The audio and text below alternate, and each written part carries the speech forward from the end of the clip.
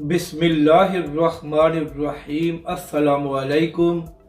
आप देख रहे हैं यूट्यूब चैनल आम सी बातें। ईद कल होगी। रोयत हलाल कमेटी का इजलास। पाकिस्तान और सऊदी अरब में एक ही दिन ईद।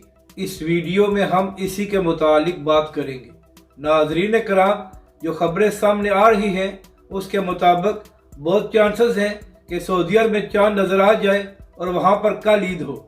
अब यहाँ पर अहम बात यह है कि जब भी सऊदी अरब में ऐलान किया जाता है कि चांद नजर आ गया है तो उसके बाद मुफ्ती पवरज़ई साहब को भी चांद की शरई शहादतें मौसूल हो जाती हैं और वो भी ऐलान कर दिया करते हैं। तो आज देखना यह है कि जब सऊदी अरब में ऐलान किया जाएगा तो उसके बाद मुफ्ती पवरज़ई साहब क्या फैसला करते हैं। जबकि दूसरी जानब आज रोयत हलाल कमेटी का भी इजलास हो रहा है, जहाँ पर फैसला किया जाएगा कि चांद की शरई शहादतें मौसूल हुई हैं या नहीं। अहम बात यह है कि नाज़रीन कराम, महकमे मौसमियात के मुताबिक बहुत कम चांसेस हैं कि पाकिस्तान में चांद नजर आए।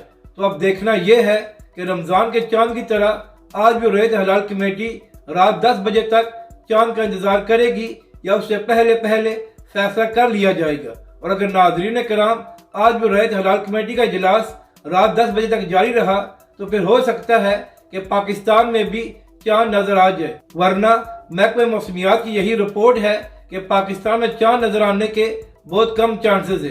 तो आज देखना यह है कि आज रोयत हलाल कमेटी का क्या फैसला होता है। अपनी राय का जरूर इजहार करें कि आपको ये वीडियो कैसी लगी और हमारे इस चैनल को भी सब्सक्राइब करें।